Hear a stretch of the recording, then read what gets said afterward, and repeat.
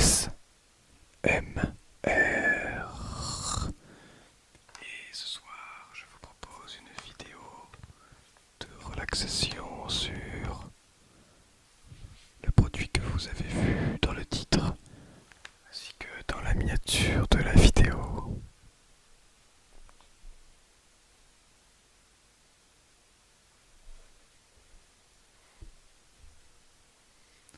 Je veux bien sûr parler de mon iPad.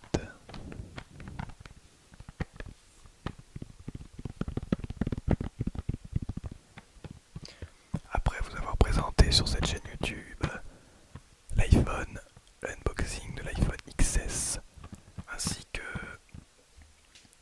un ASMR sur les AirPods, je vous présente ici mon iPad classique et non un iPad Pro, mais un iPad tout de même, pour continuer sur la gamme Apple.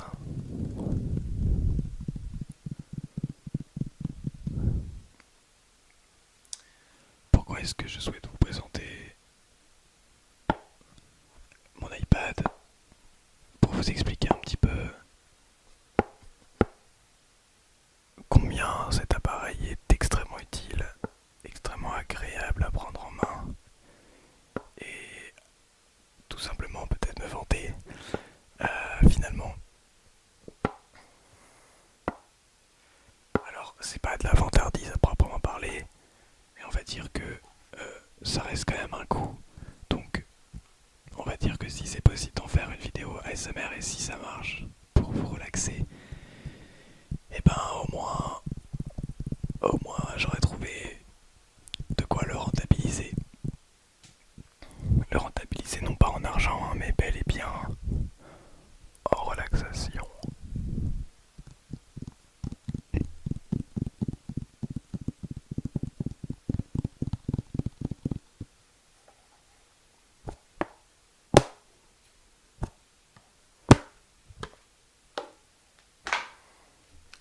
L'iPad en lui-même, le voici.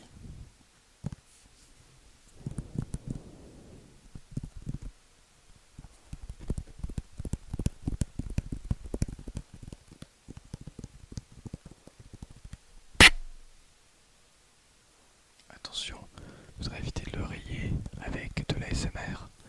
Ce serait quand même dommage.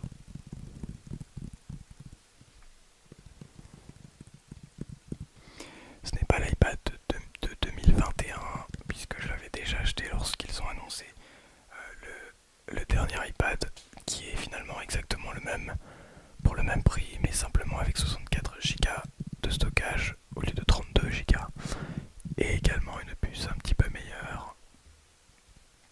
Donc ce qui fait évidemment le nouvel iPad bien meilleur que celui-ci, enfin meilleur en tout cas que celui-ci, pour le même prix. Mais croyez-moi, ça reste tout de même très intéressant. Celui que j'ai actuellement est extrêmement intéressant. Et d'ailleurs, je vais vous parler des différents iPads, mais c'est vraiment l'iPad que je vous conseille lorsque vous possédez un petit budget.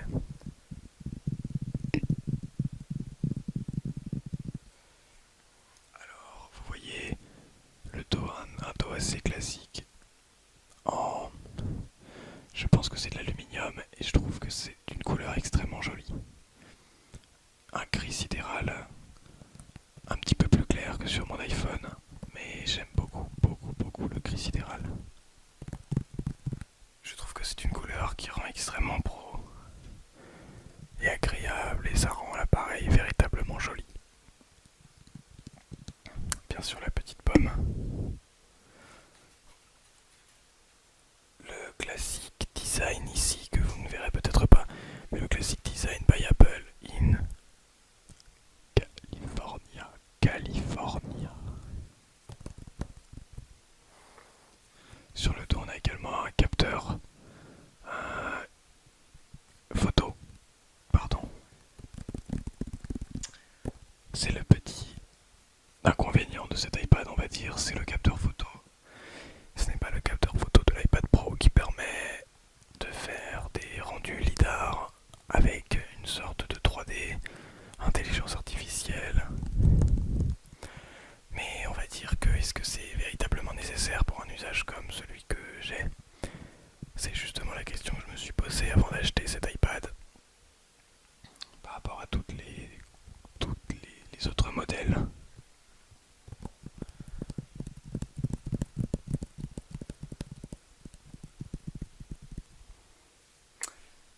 on a sur le côté gauche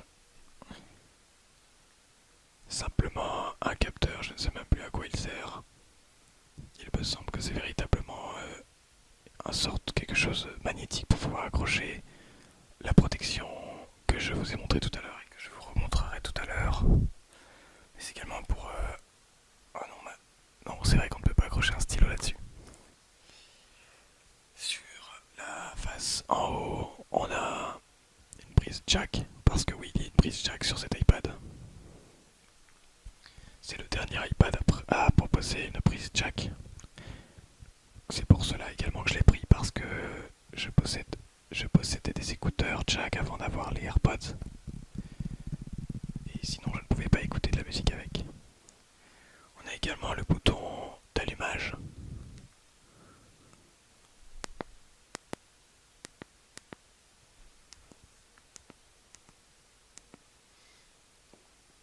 Sur le côté du haut. Sur le côté droit, simplement deux boutons. Ah, les focus ne se font pas. Deux boutons volume plus et moins.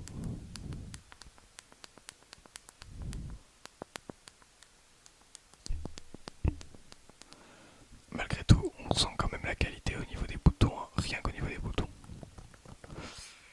Et on a enfin sur la partie inférieure de l'appareil une prise Lightning pour le charger évidemment, ainsi que deux haut-parleurs.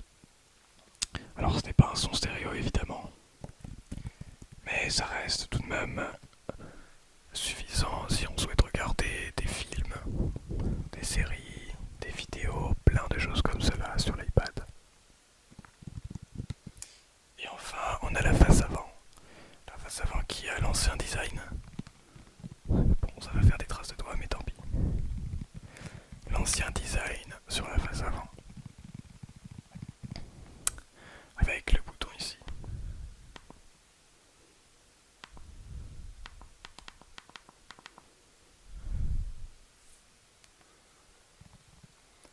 Le bouton ainsi que les bords en haut et en bas qui peuvent être dérangeants pour certaines personnes, que je trouve personnellement véritablement agréable, même si ce n'est pas le design évidemment des nouveaux iPads. Je trouve le fait qu'il y ait un bouton pas dérangeant du tout, parce qu'évidemment il y a la possibilité d'utiliser les gestes. Pour vous montrer, on a évidemment tous les classiques gestes. Vous voyez, on a le multitâche et ça fonctionne évidemment très bien. On n'est pas obligé, si on souhaite par exemple aller sur Netflix, on peut utiliser le bouton volume là. Ah, j'ai pas réussi à aller sur, mais on peut également, hop là, décider d'aller sur une application ou sur une autre, simplement en swipant, comme sur les iPad Pro. Et vous voyez qu'il est en réalité très très fluide. C'est un iPad qui est commercialisé au prix neuf, je crois, si je ne dis pas de bêtises, de 349 €, il me semble. Donc ce qui reste très abordable par rapport aux iPad Pro qui sont entre 800 et 1200 ou 1300 €. Bien sûr, je ne sais même pas s'il est possible de les avoir en reconditionné les iPads, mais j'ai décidé de l'acheter neuf, comme ça au moins j'étais certain d'avoir un bon produit. Et puis j'avais également la possibilité d'avoir malgré tout un produit neuf Apple. Et ça fait plaisir. Vous montrer, regardez, la boîte est dans le décor derrière que vous voyez en flou. La boîte très jolie également. Peut-être faire si j'achète un autre produit Apple, un unboxing.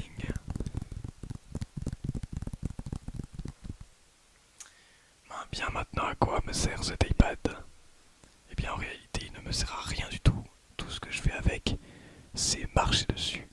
C'est un paillasson puisque j'en ai d'ailleurs positionné 16 en bas de mon lit qui me permettent tout simplement de m'essuyer les pieds avant de rentrer dans mon lit. J'en ai également 16 en paillasson en bas. Voilà, c'est tout simplement de simples outils de collection et de décoration, puisque ce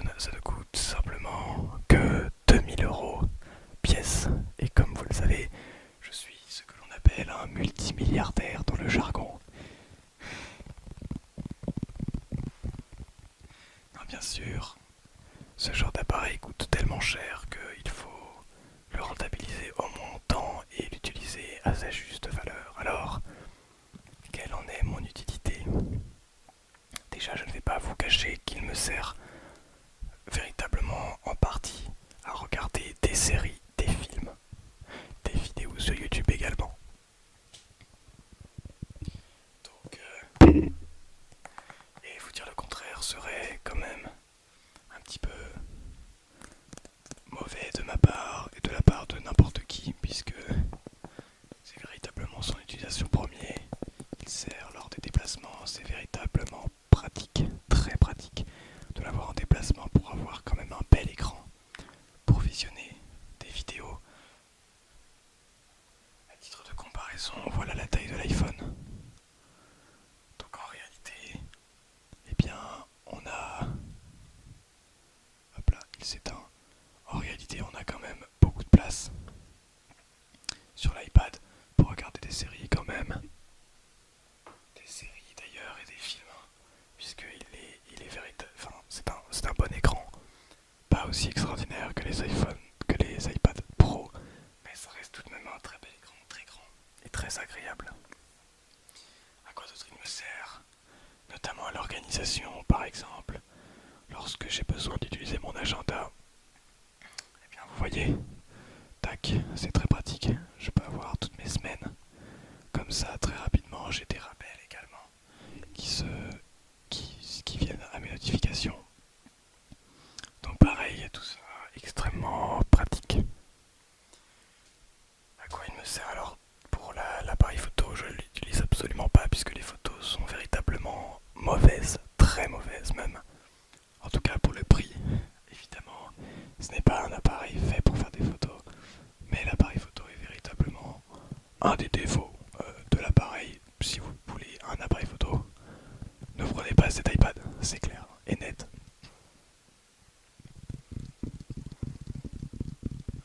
Bon, selon moi, ce n'est quand même véritablement pas l'utilisation qu'il faut en faire. L'appareil photo, c'est juste un gadget en plus pour tout ce qui est FaceTime, notamment la caméra frontale.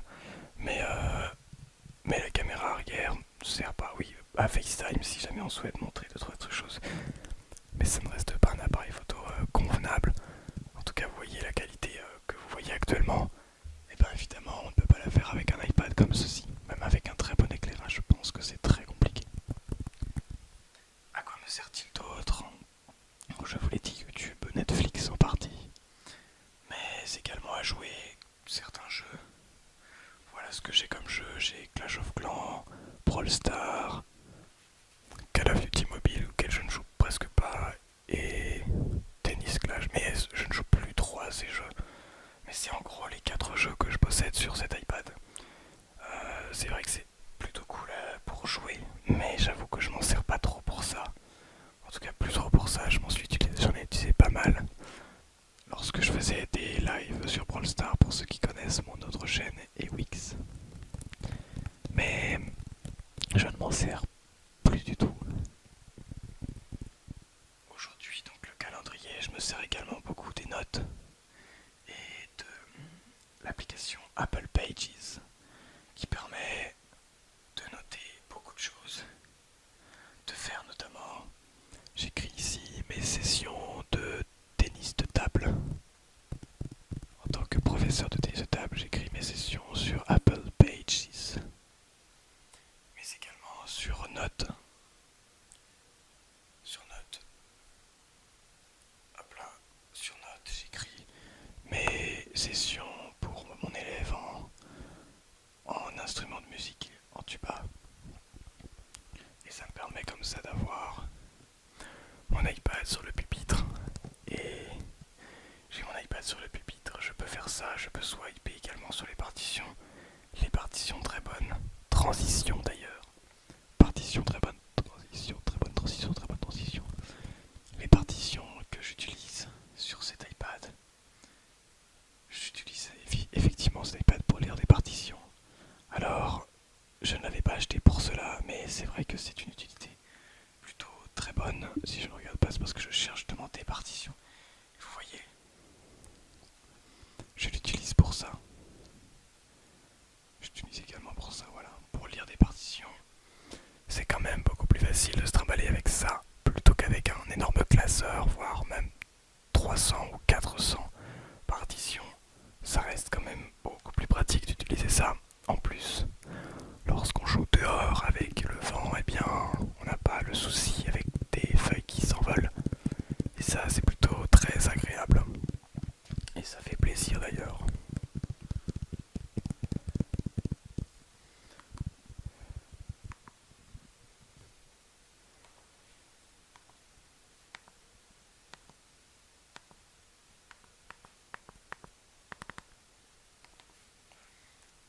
Il m'utilise également pour consulter mes mails. C'est très pratique pour répondre et écrire des mails. Il y a une option multitâche. Je vais essayer de vous montrer. Lorsque l'on appuie sur les trois petits boutons ici, on peut mettre la fenêtre sur le côté et aller chercher une autre fenêtre pour faire du multitâche. Et vous voyez, j'ai ici deux fenêtres. Je peux regarder mes notes, mais également, hop là, augmenter. Et on peut faire également deux fenêtres comme ceci avec une fenêtre flottante en plus. Donc on peut faire facilement du multitâche avec cet iPad. Et pourtant, il ne coûte que 350 € à côté des derniers iPads qui offrent la même possibilité, peut-être en 120 Hz pour les derniers, peut-être avec un écran borderless avec le nouveau design, mais mettre 300 ou 400 € de plus pour avoir simplement un nouveau design et des petits capteurs photo qui ne vous seront peut-être pas utiles. Est-ce que c'est véritablement nécessaire? Je vous le demande. Bien sûr, aujourd'hui, si je pouvais avoir un écran plus grand pour lire les partitions, ce serait évidemment un confort non négligeable, mais je suis tout de même extrêmement content d'avoir pu acheter ce produit qui est d'une beauté hors catégorie.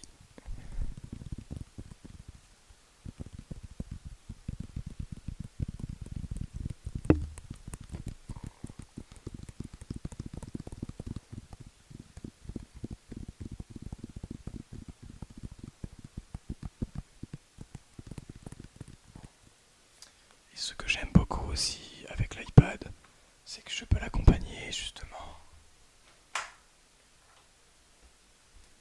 des AirPods. Et comme c'est un produit Apple, à force, je vais l'abîmer. Comme c'est un produit Apple, vous voyez, il détecte automatiquement les AirPods. Et ça, c'est véritablement agréable puisque j'ai simplement à ouvrir les AirPods et tout est très facile d'utilisation, très agréable, le son est très bon, la prise en main est très très très bonne. Alors franchement, je suis vraiment content de cet iPad. Mais véritablement, c'est pas une placement de produit ou quoi. Je trouve que j'ai réussi à trouver un produit abordable avec une très bonne qualité et qui permet quand même de faire les choses que font les derniers iPads.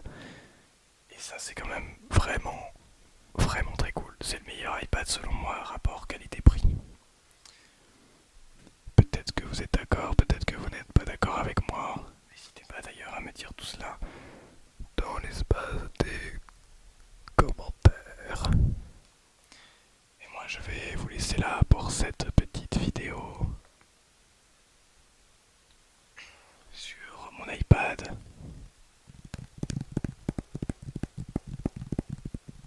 J'espère qu'elle vous aura plu, qu'elle vous aura détendu, relaxé. Je vous souhaite une très bonne nuit